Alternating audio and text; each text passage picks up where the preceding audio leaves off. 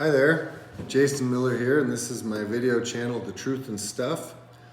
Today I'm going to do a video on the show Dexter and Dexter's possible future, because I have something really interesting to run by you about that. So again, this is The Truth and Stuff, and it's January 16th, 2022, and this video intends to answer the question of what is Dexter's future, okay? What are some possibilities of what the network has planned, or the filmmakers, or the actors, okay? So let's just get into it. I think it's possible that the filmmakers do have a surprise in store for us.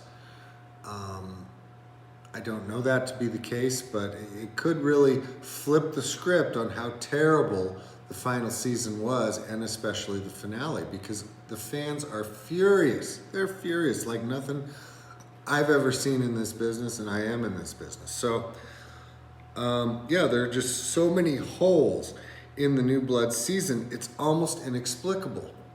You know, like Batista rolling into town when they end the show, you know, where he doesn't get any kind of conclusion with Dexter at all, you know, and that's just a terrible hole. It's one of the worst loose ends I've ever seen in motion pictures. I do not understand, I cannot fathom why the filmmakers, the creators would have done that. You know, why dangle that in front of you if they're not going to give you the payoff? They're not going to give it to you in the end. And so it's super weird, but you know, that's one hole they could possibly fill with what I have in mind here. Or, you know, I think the biggest question that we have that I think is super interesting is, who is Harrison really?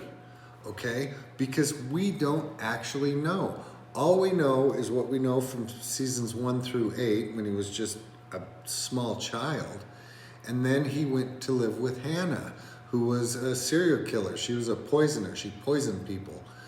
And you know, so how was he really raised by Hannah?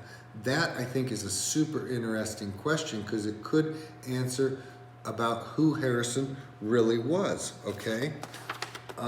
You know, all we know is about what he showed us and about the stories that he told us.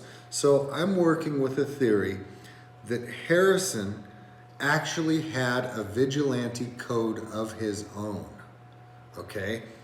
That, you know, that was taught to him by Hannah. So let's think about that. So, you know, he was raised by Hannah since a small child, and she was a killer, and she loved Dexter, okay? So maybe she raised Harrison in Dexter's footsteps because she recognized that same dark passenger, or anger monkey, or, you know, evil vein or violence in Harrison that was in Dexter. And, you know, in order for Harrison to survive, she taught him a code the same way Harry taught Dexter a code. I think that's real possible. And so we're gonna, you know, visit that a little right now. So, you know, that would answer the question of a lot of questions, okay? If that were true, let's assume that's true. Maybe that's why Harrison actually visit Iron Lake, because he'd heard about the missing girls there. You know, the girls that the Sheriff Angela had been investigating since, you know, she was a girl, so for her entire adult life.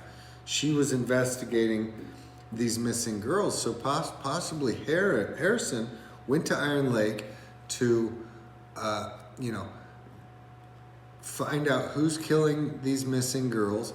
And it just happened to be, you know, that Dexter lived there. And so he was like, well, this will be, you know, maybe it's my dad. Maybe it's Dexter who's killing these girls. We don't know. He's a serial killer. There's all these girls missing. I'm going to go there. I'm going to vet my dad and see if he's killing these girls. Okay? Super interesting. And, you know, which is why, you know, Harrison was also maybe getting close to Kurt, vetting him. You see what I'm saying? And this explains a lot of Harrison's, or it could explain a lot of Harrison's behavior. Okay, he was, the ridiculous wounded baby bird act he put on,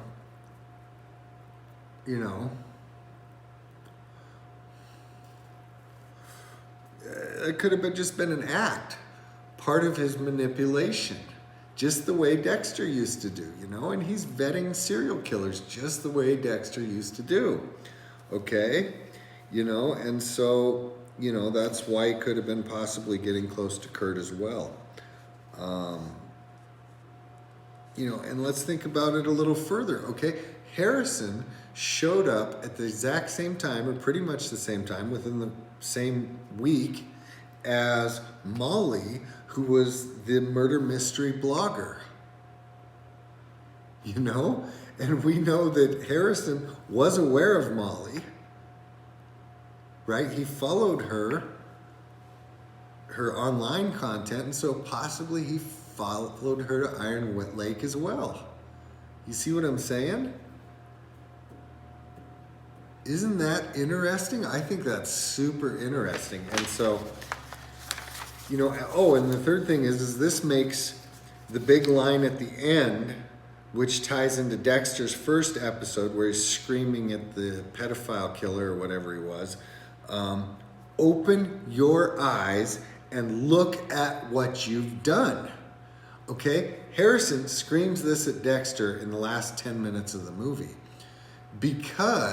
And so the question is why? Why? I mean, on its face, it's because Dexter killed Logan, right? And, Harrison's just this organic guy that was pissed about that. But it's so similar to what Dexter did in the first episode that I want to investigate the idea that maybe Harrison has a code of his own. So he's screaming at Dexter, open your eyes and look at what you've done, because Dexter broke Harrison's code, or he fit Harrison's code for the kind of people that Harrison murders. His vigilante work. You see that correlation? Now, isn't that interesting? So, by having a couple of episodes in the can, and going back and filling in these holes and answering these important questions could be absolutely brilliant by these filmmakers. And it would explain kind of how they blew it so much, because they planned this, total switcheroo where they go, okay, we understand you didn't like the season and the finale, but now we're gonna make good, and you're gonna love it, and this is gonna be one of the most brilliant endings in history, the way it should be. I think that's still a possibility, and there's a couple of ways they could do that, okay? Again, they could already have episodes in the can. They could have filmed it in congruence with the filming of the show, right? And then release those sometime soon. I'm hoping this happens because I think it would be brilliant. I think it would be the best way. This way Dexter dies and we get, so Michael C. Hall gets to go off and do his thing, and we get a good ending. And, this could actually reboot maybe a Harrison series or something like that. But, and so it is possible to also go back and reshoot that stuff, but that wouldn't make necessarily production sense, because it's expensive to bring in all the actors again, to remake everything. Very difficult to reset up everything, but it could work, because I think what we're looking for here in these episodes, or maybe a post, a subsequent movie, would be a different perspective. We'd want Harrison's perspective, right? We'd want his inner monologue. We'd want a little of his backstory about how he was actually going to vet Dexter and to find the serial killer in Iron Lake. We could see that, he was acting, just to manipulate the way, exactly the way Dexter used to. Okay. So it could work to go reshoot it, just because it's from a different perspective. you could have a different kind of tone, because it's very difficult to get the same tone when you go back at another time and start shooting again, right? But it could work. It could still work. They could still have that plan. And I really hope they do, because, you know, again, I think that's the smart way to do it, the thing that the fans would really like. You know, we could also get some perspectives from a couple of the other characters, like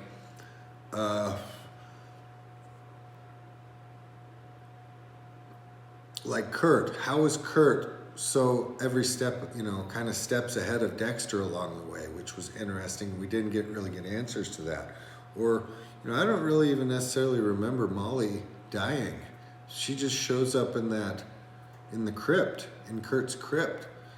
It could answer that question a little more thoroughly. Or the question of Logan. Okay, Logan's an interesting character. He's the black cop where Dexter snapped his neck, right?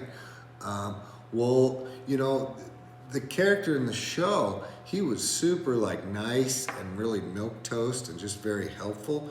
But I think a good question is that who he really was? Because he was raised by Kurt, who was a serial killer, one of the worst. And, you know, he's a wrestling coach like Kurt was.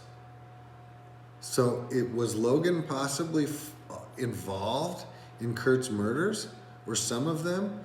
Or, you know, I guess the question is how much of that really nice kind of, you know, persona that Logan put out, how much of that was an act? We know that, you know, psychopaths put on that likable act all the time. It's what they do. And so, you know, I'm a little suspicious of who Logan really was.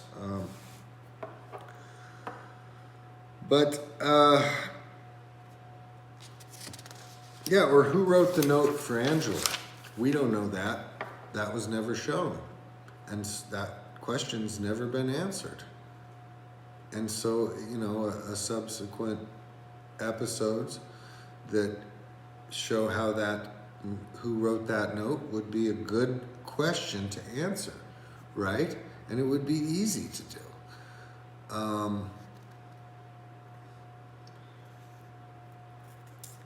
Yeah, so, I mean, that's about it. Are some episodes in the can? Do the filmmakers have a plan for recompense to, you know, satisfy the fans that are so upset about how poorly New Blood was received?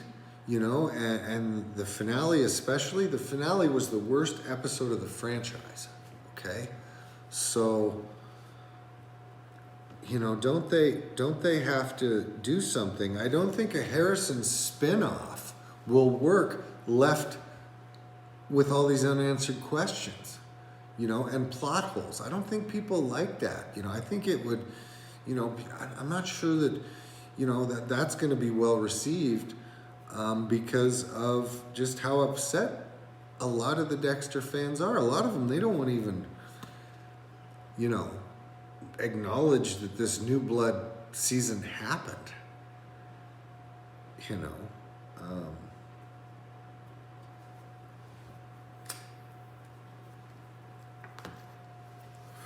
So I think they need to fill in these plot holes and, you know, answer some of these questions and kind of just give some of these payoffs that the fans want before they can reboot anything. And of course, wouldn't they want to? I mean, again, this is the most watched show in Showtime history. It's a tentpole for the network. So of course, don't they want a good ending, in spite of the fact that Michael Hall isn't going to do Dexter anymore? Wouldn't you want? Because, you know, Showtime doesn't make their money through commercials. They make their money through prescriptions. So the quality of their content is how they make their money. I mean, assuming that it's a purely capitalist endeavor, which of course it isn't.